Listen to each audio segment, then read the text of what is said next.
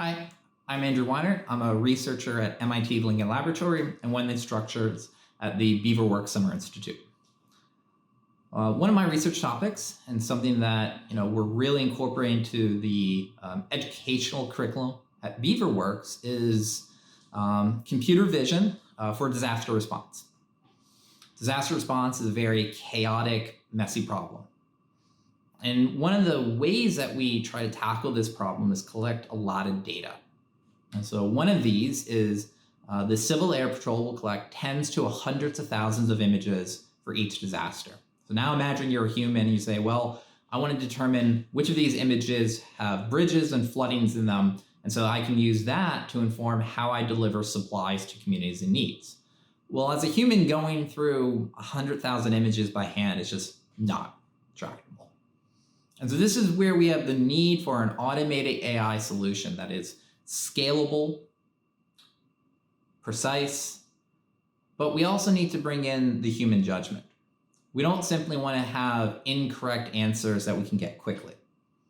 And to do this, we need two things. We need a data set, and then we actually need the workflow to teach the AI. So the first part is the low altitude disaster imagery data set. This has been released open source through the Amazon Web Services Open Dataset program. It is freely available to everybody. Using this data set of low altitude airborne images, we are now developing classifiers to identify features of interest, such as flooding and disasters. The problem is that not every classifier is perfect, and nor will they ever be.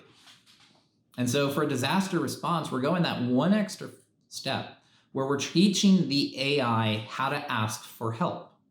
And this is a newer concept when we start thinking about human-machine teaming, where the AI is simply just not saying, well, here's my answer. They're now trying to seek, well, here's my answer. I'm not very confident on it. And then seek out humans to validate or update potentially that response. And so leveraging crowdsourced resources, whether it's an internal labeling team or commercial services like Mechanical Turk, is a key part of this research.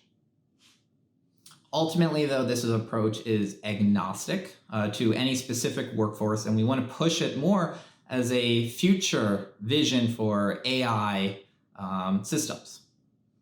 The great part about this open source push is that we can easily integrate it into the BeaverWorks curriculum. And so students get their hands on the LADI dataset. Students get their hands on the actual classifiers that we're developing, and they get hands-on understanding, what are the actual nitty-gritty between labeling that data for training, or once an answer has been provided by that classifier, how do you actually evaluate it and help correct it and train the new classifiers? And so with that, thank you. And we look forward to your engagement with the BeaverWorks Summer Institute and the LADI dataset.